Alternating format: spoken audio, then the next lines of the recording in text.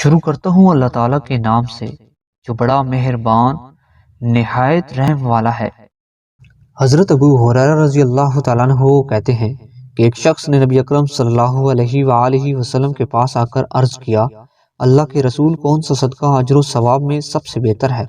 آپ نے فرمایا، تمہارا اس وقت صدقہ کرنا جب تندرست اور صحت مند ہو، تمہیں مال جمع کرنے کی حرص ہو، محتاج ہو جانے کا ڈر ہو اور تمہیں لمبی مدت تک زندہ رہنے کی امید ہو، اور صدقہ کرنے میں جان نکلنے کے وقت کا انتظار نہ کر کہ جب جان حلق میں اٹکنے لگے تو کہو فلاں کو اتنا دے دو، حالانکہ اب تو وہ فلاں ہی کا ہے۔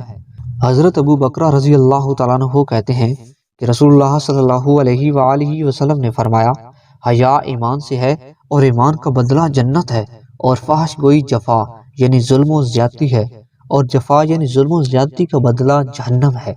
حضرت عبداللہ بن مسعود رضی اللہ تعالیٰ عنہ کہتے ہیں کہ رسول اللہ صلی اللہ علیہ وآلہ وسلم نے فرمایا، تم میں کون شخص ہے جس کو اپنے مال سے زیادہ اپنے وارث کا مال پسند ہے؟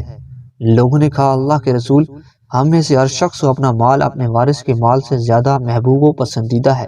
رسول اللہ صلی اللہ علیہ وآلہ وسلم نے فرمایا، سمجھو اس بات کو، تم میں سے ہر شخص کو اپنے وارث کا مال اپنے مال سے زیادہ عزیز و محبوب ہے۔ تمہارا مال تو وہ ہے جو تم نے مرنے سے پہلے اپنی آخرت میں کام آنے کے لیے آگے بھیج دیا، اور تمہارے وارث کا مال وہ ہے جو تم نے مرنے کے بعد اپنے پیچھے چھوڑ دیا۔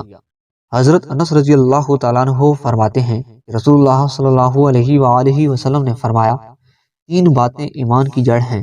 نمبر 1، جو آدمی لا الہ الا اللہ کا اقرار کرے، اس سے جنگ و مخاصمت ختم کر دینا۔